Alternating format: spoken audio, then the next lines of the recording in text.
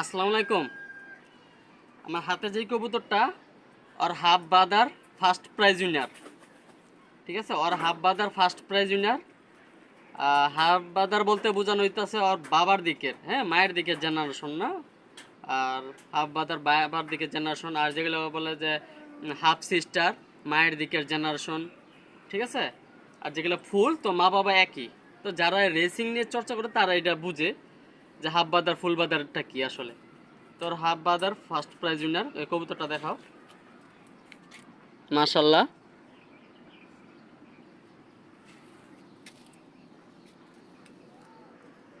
বিশেষ করে এর উইংসটা খুব ভালো, চমৎকার। পাখি কবুতরের মধ্যে ভাইব্রেশন করে এর উইংসটা।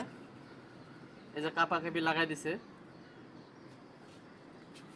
তো ভাদ্র মাসে আসলে কবুতরগুলো রোদ খায় বেশি, অতিরিক্ত। আর যা দেখলাম এই সময় রোদের প্রবণতাটা এত বেশি, যা এই সময় এখন কবুতরগুলো যে পাখা এইভাবে সেট আপটা করে শুয়ে পড়ে, রোদ খায়। এটা ওদের জন্য ভালো, পাখাটা স্ট্রং হয় এবং উড়ার জন্য খুব বেস্ট হয়।